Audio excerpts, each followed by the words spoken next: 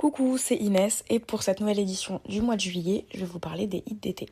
Chaque année, à l'arrivée de l'été, on assiste à l'apparition de hits d'été, composés généralement de mélodies répétitives, de refrains entêtants et de sonorités dansantes propices à la période estivale.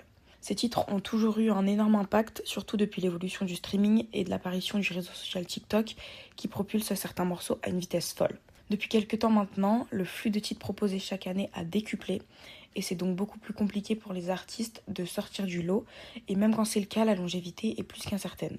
Les hits d'été offrent aux artistes une énorme visibilité sur une période donnée avec des titres qui marquent et qui restent en tête même des années plus tard.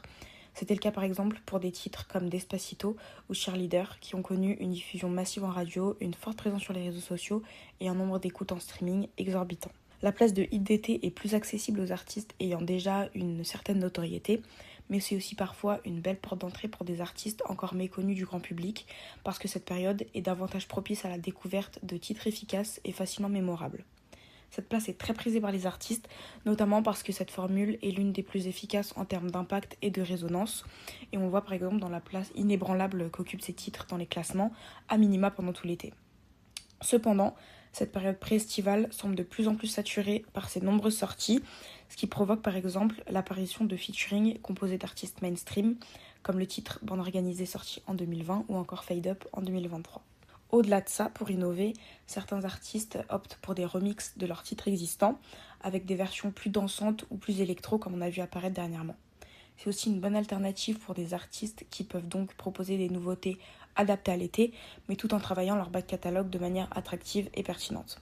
En dépit de tous les avantages qu'offre la création d'un hit d'été, ça peut être également un risque d'enfermement, surtout pour les artistes émergents qui risquent d'être identifiés par un seul titre sans être reconnus vraiment comme artistes à part entière.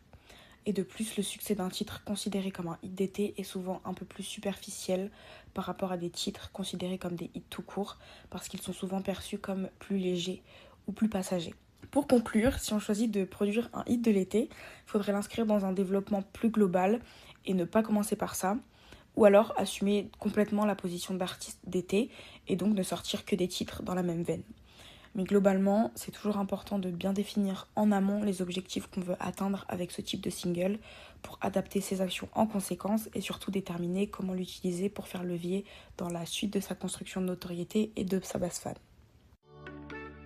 Merci d'avoir suivi cet épisode jusqu'au bout. N'hésitez pas à vous abonner à notre newsletter en scannant le QR code qui s'affiche à droite de l'écran ou en cliquant sur le lien dans la description. À très bientôt pour le prochain épisode.